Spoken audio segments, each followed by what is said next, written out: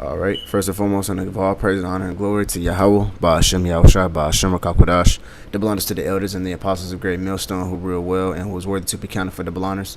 And peace salutations to you brothers out there pushing this truth wholeheartedly and sincerely and for the love of the gospel. All right. It's the brother Gaboria from the Indiana camp coming back at you again with another sit down. All right. To basically talk about the place of a woman. All right. Now this basically I'm Lord willing through the spirit power of Yahweh Shem Yahshua, I'm gonna hit on the place of a woman that's married or the place of a woman that's not married. All right. So first scripture I have right here is going to be Slaki. Hold on. First scripture I have right here. This is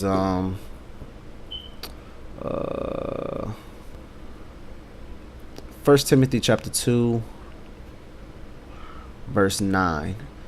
It says in like manner also the women adorn themselves in modest apparel with shamefacedness and soberty, not with bordered hair or gold or pearls or costly array. It says, but which becometh woman professing godliness which good works. All right, so basically, a woman is not supposed to go out here dressed in all slutty, dressed with her titties out, her ass out, with her butt cheeks out and shit like that, man.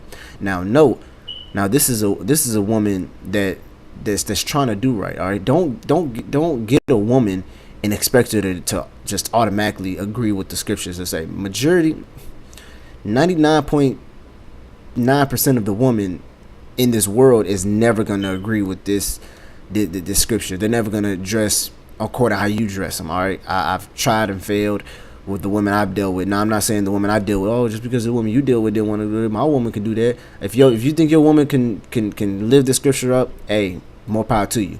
But basically, this scripture just shows you that if you women out here are supposed to believe in God, that are supposed to be I'm a God fearing woman, and everything, then you supposed to be out here dressing in modest apparel, man. What's modest apparel, man? Dresses, really. To be honest, really, if you want to get down to the nitty gritty, it's really dresses. All right. With your head covered, not wearing skimpy, big, we call them hoe hoops, but big skimpy, big ass hoop earrings, with fucking jeans and with your cleavage all out and stuff. That shit's not, it's not modest apparel. All right. So basically, if you women out here, especially if you women has husband, that's really a no. All right, because you're only supposed to dress like that. Really, if you're around your man, if you're 24, really, if you're in the house, you really can wear anything you want. All that skimpy stuff you can wear in the house because there's no one to be seen. There's no one but you and your husband there. All right, you can wear whatever you really want in the house, but it's between you and your husband. Now, wearing all that shit in public, that's a big no. All right, let's go more forth. It says, let the woman learn in silence with all subjection. All right, and who is she supposed to learn up under, man? She's supposed to learn up under her husband. Anything she's supposed to learn, according to the scriptures, she's supposed to learn from her husband. That means if she wants any type of breakdown, if she wants any type of knowledge, if she wants any type of prayers, if she wants any type of answers, she's not supposed to call the elder of the camp. She's not supposed to go to any other brother. She's not supposed to comment on a comment board on YouTube. She's not supposed to make a video about it. She's not supposed to do none of that. She's supposed to ask her husband, which is you, and you deal according as such. That means you answer the question. If you choose to, you can actually reject her question. If she wants to say, can you break down the book of Daniel to me, or can you break down the book of Revelations, or such and such. If you don't want to answer that question, you ain't got to answer that question. Be like, nah, get out my face. Go read something else. Go do something else. But if you want to break that down, you break it down to her. But she's supposed to learn under subjection. She's not supposed to be in another man's face learning. That's why every time a woman comes up to the camp, we always ask her, do you have a husband?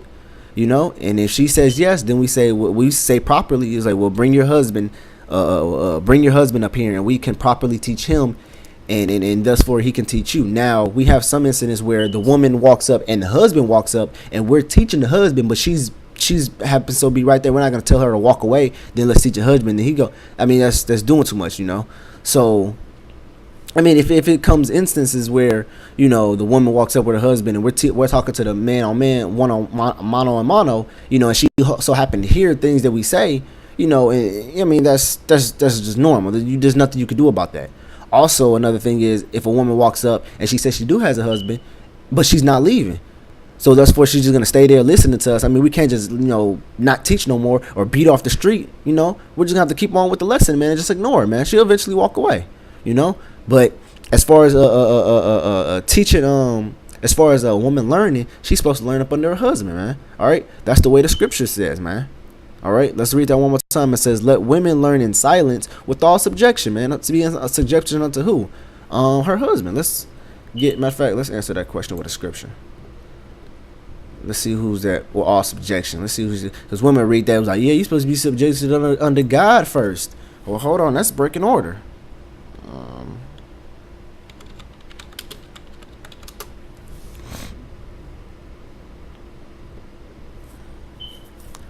This is Genesis chapter 3 verse. I'm gonna start from 16. It says, "But unto the woman he said," this is the Lord talking. It says, "But unto the woman he said, I will greatly multiply thy sorrows and thy conceptions, and in sorrow thou shalt bring forth children." And that's what the contractions they have, the pain that women have by bringing forth children. I mean, I know if you watch any type of movies or anything, they got the women screaming, asking for drugs, and asking for they be in a lot of pain in the contractions that they have. They say, oh, having a baby is not a price, the contraction. Well, that's part of your curses that the Lord cursed you with.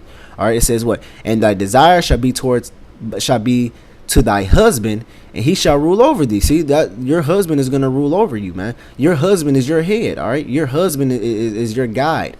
All right, and the guide of your husband is supposed to be Hamashiach. All right, it's supposed to be the Lord, man. Now, the woman don't supposed to skip over her head and go straight to the Lord. Now, note, she does understand that the Lord is the Lord of all, of everything on the planet Earth, But she has an order to follow, just like we have an order to follow. We can't skip over Yahweh Shai and go straight to Yahweh. We have to go through Yahweh Shai in order to get to the Father, just like the woman has to go through us in order to get to the Lord, man. All right, and so forth and so forth, man. The ranking structure is Yahweh Shai, man, the woman, and the children. All right, and when the children get a certain age, they supposed to depart and carry off their own families, whether it be a man or whether it be a woman. Okay, but we understand that the woman's head is the man, man. It says what? "And he shall rule over thee," man, which is what? He's going to be the governor. He's going to be the power. He's going to be the last decision. All right, and a lot of women understand that. That's one thing I can give to you women. Y'all understand that the man is supposed to be the head. All right. Now, some women knows that, but tries to revoke that. She doesn't want to get in that. She doesn't want to fall in that line. That's where the whole independent woman comes from. Oh, I don't need a man. Oh, I don't need a man to do nothing for me. Oh, I'm gonna raise my son to respect women and so. Now, just because we read these scriptures and we telling the truth doesn't mean we don't respect women. All right. We just according you follow as such, man. We're not gonna put our hands on you. We're not gonna do all this outrageous stuff, man. And saying, we're like someone was like, oh, you just want to get me so you can have another woman and another one.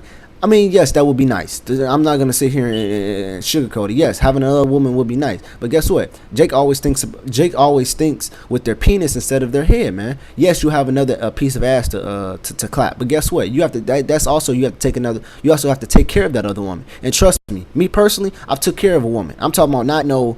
She worked, I worked, we didn't. No, I'm talking about fully took care of a woman where she stayed at the house. I went out and worked, and I had to come back with all my money was the only money that was coming into the house. That means all her things that she need, clothes, necessities, nail polish, hair, all that, I had to buy that myself, man. So taking care of one woman for me was well enough where I'm like, you know what, if I ever do this again, I'm only capable to take care of one woman. I can't take care of 3 or 4, 5, 6 different women, man. Yes, that would be nice to, to be clapping 6 different females. That's all okay with it.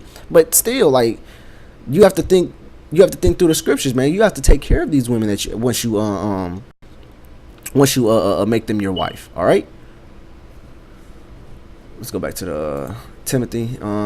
It says, "But I suffer not a woman to teach, nor to usurp authority over man, but to be in silence." All right. So it says, well, I suffer not a woman to teach, nor usurp authority over man. All right. That teaching is what? Just doing the same thing we're doing. Because you are a teacher. Matter of fact, you're one of the first teachers, man. You teach the what? You teach the children how to walk, how to talk, how to communicate, all that. You teach them how to crawl. The children looks at the woman and understands how the way of life doing, man. All right, the daughters looks at their mom when they get older. When they get older, you know, when they get 4, 5, 6 years old, they look at their mom, how she conduct herself, you know, and say, oh, that's what I have to do in order to please my man, whatever man I get, you know. And the son, he looks also towards the mama to raise him up, but then the son starts to look towards the father and see what the father does, man, because the father is supposed to be there, you know. Now women is like, okay, well, what if I have a messed up husband and he does this such. Hey, scripture says you're supposed to stay with that man. All right, if you have matter of fact, let me get that.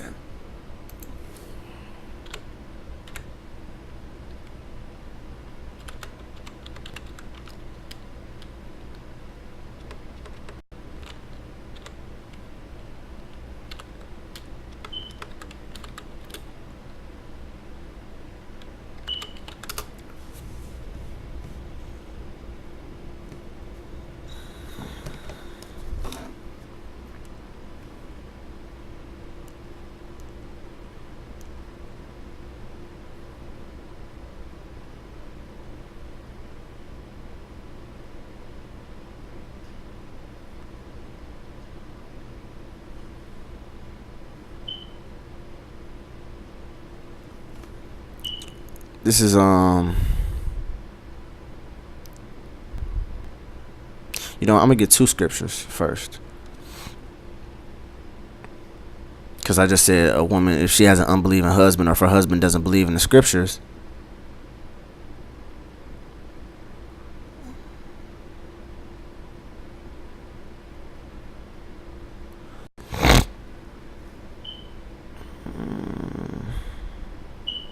This one.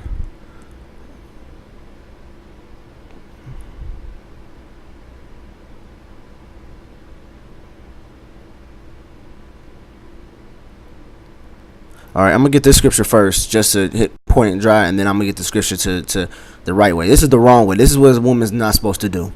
This is Mark chapter 10 verse 12. It says, and if a woman shall put away her husband, it says, and be married to another, she committeth adultery. Cut, dry, simple. All right, there's no such thing. There's no, matter of fact, let me go up so you can get the whole gist of it. Matter of fact, this really, to be honest, this whole thing is good.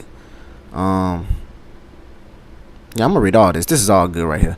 I'm gonna start from 4. It says, and they said, Moses suffered to write a bill of divorcement and to put her away.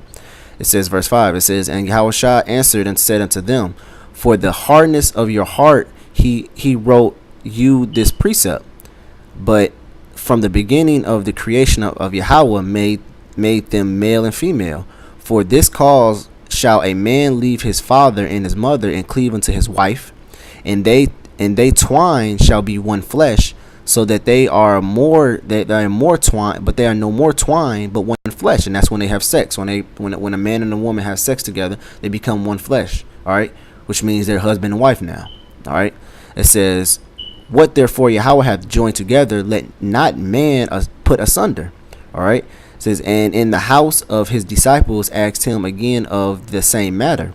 It says, and he said unto them, whosoever shall put away his wife and marry another committeth adultery against her. All right, and now that's talking about now you might think about, oh, see, you're not supposed to marry another. See, that's talking about if I put my woman away for no apparent reason, all right, and commit adultery. And they're really, to be honest, I'm not really committed adultery. The only way a man can make adultery is if he sleeps with another man's wife. And if I get a single woman and leave my woman alone and get another woman, then I made her to commit adultery, because now I'm what's it called? I put her away and got me a whole nother wife, and I'm basically not giving her the rod. I'm not giving her the rod no more.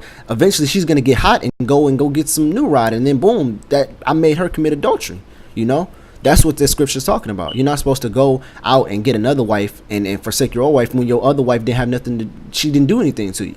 When she didn't go out and commit adultery, she didn't do anything. She basically was faithful to you. She listened to what you said. She did everything for you, you know. And for you just to be have a nigga type mindset and be like, well, fuck that bitch, I want to get this new piece of ass. She, you know, just look at it, because scripture says, look upon a woman not her beauty.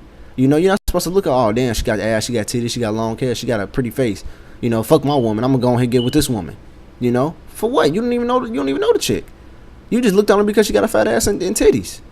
Yes, that's nice, but shit, that bitch can't cook, she can't clean, she can't take care of kids. What good is she for you? That's why scripture is looking out upon a woman in her beauty. Yeah, she might be hideous. I mean, well, not hideous. She might not be less appealing, but shit, she know how to take care of kids. She know how to cook. She know how to do the things of a woman can do. You know. Now it says, I'm gonna read this over. It says, "Whosoever shall put away his wife and marry another, committeth adultery against her." See, you're not supposed to do that. That's not something that you're supposed to do. All right. It says, "And if a woman shall put away her husband and be married to another, she committeth adultery." All right. See, so and that's vice versa, man. Really, and to the woman, it's no in between. There's no, oh, you're not supposed to put your man away and go marry another man. If you put your man away, period. That's all. That's all, man. If you, let's say, the man that you open your legs to, and the man that pops your cherry or your hemorrhage or whatever it's called, I forgot what's called, but if the man that pops your cherry, that is your husband for life. All right. Now that man might pop 15 cherries in his lifetime. All right. All those cherries that he pops, it gets added to the collection. Those women are his women for life. All right. Though that one husband are all those women's one husband for life. All right. And it's backed by scriptures. All right. So guess what? If any of those other women lays with any other man in their lifetime, then they will be put to death, because that's adultery, unless that man dies. All right. Unless that man dies, then that woman will be put to death. All right. So now getting that, now we're gonna go, now what if your husband is an unbeliever? This is 1 Corinthians chapter 7 and verse 13. It says, "And the woman shall have a husband that believeth not, and if he be pleased to dwell with her, let her not leave him, for the unbelieving husband is sanctified by the wife, and the unbelieving wife is sanctified by the husband. Else were your children unclean, but now are they holy." So basically, if your wife is unbelieving, but she chooses to dwell with you, leave her alone. Deal with her according to such, and vice versa. If you women are believing and your husband is not believing, leave it alone. Dwell with it as such, man. If that man isn't believing, hey, because what he might get, he might convert to please you. He might ask you, "Baby, what really turns you on?" And you might say, "A man of the Lord, a man that takes the Lord serious, a man that does this of the Lord. I love a man that follows the statutes, laws, commandments of the Lord." If he constantly hears that over and over, he be like, "Man, I really love this chick, man. I really want to do by her, and she wants me to change to serve the Lord. I'm gonna do that. Let me see what's this about. Hey, baby, tell me what's this about? What's this Hebrew Israelite thing? Break it down to me." And then she might send you to who she listened to. Lord willing, it's the right doctrine, but hey, according to such, man. And then boom, you'll see. That man just got converted. And saved her soul. But guess what? If you being a nigga woman and leave him to go get with a man that understands this truth, then guess what? You just committed adultery, man. All right. Now it's different if he put you away. If he was like, "You know what? I don't want to do this no more. Let's break up. Let's separate."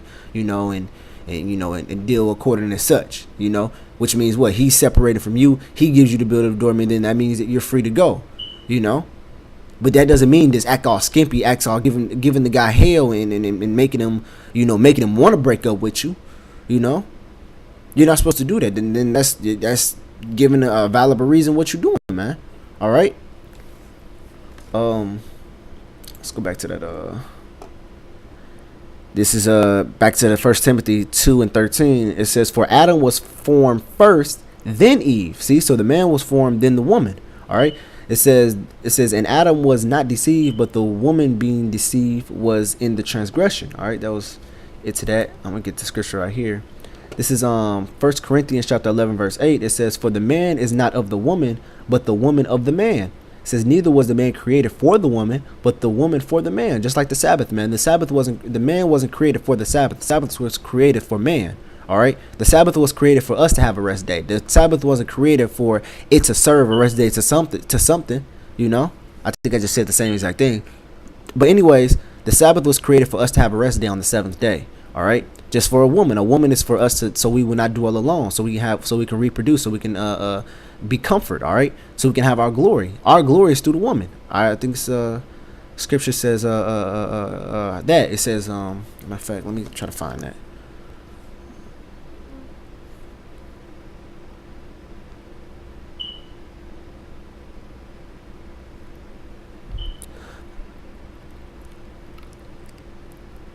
Kind of says so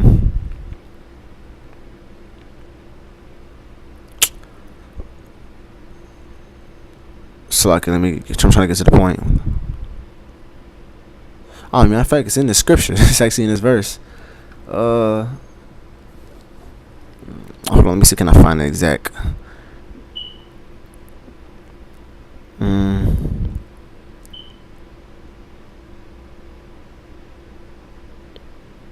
Because the woman's glory is her hair. All right, here it is, verse 7. I'm gonna go to verse 7. I think I read verse 7. Did I? No, I didn't. This is verse 7 in the 1 Corinthians 11. It says, "For a man indeed ought not to cover his head, for as much as he is the image and glory of Yahweh, but the woman is the glory of the man." See, so our glory is our woman, man. The woman is a reflection unto us, just like we're in a reflection unto Yahweh. All right, so that means that also shows you that we're supposed to walk circumspect and wisely, because we're the image, we're a glory. Let's look up the word glory.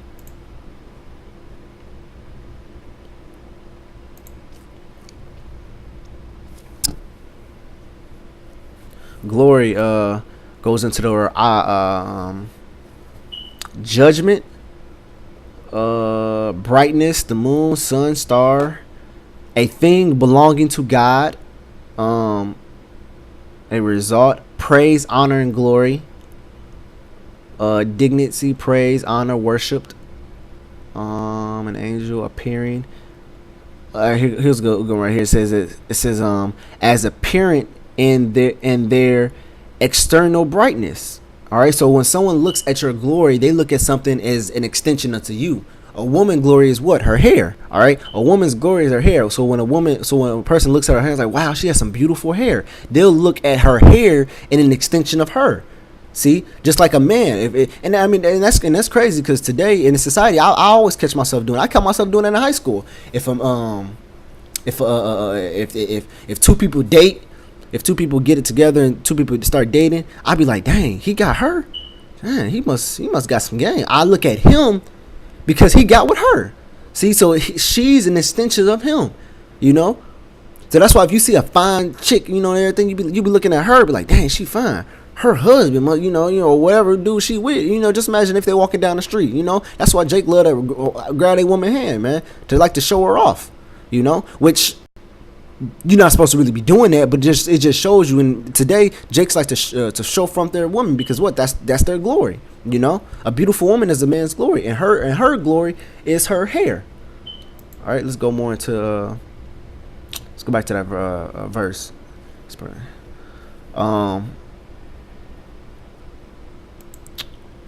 It says, that was it to that. I'm gonna go back to the. I think it was left off at verse 10. It says, this is verse 10. It says, "For this cause ought the woman to have power over her head because of the angels." It says, nevertheless, neither is the man without the woman, neither the woman for the man. It says, neither the woman without the man in the Lord.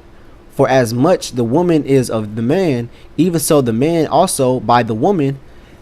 But all things are of God. See, so the woman is supposed to be with a man, and the man is supposed to be a woman.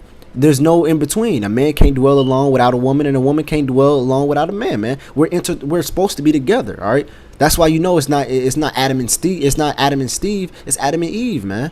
You know, it's supposed to be a man and a woman getting together, and it's supposed to be all of Yahweh, which means what? It's an order structure, man. The man's supposed to praise Yahweh, do the things of a man. A woman's supposed to praise her man. And do the things of a woman, and the children are supposed to, be up under the woman, and do as such, man. You know, it says, "Judge in yourselves. It is calmly that a woman pray unto."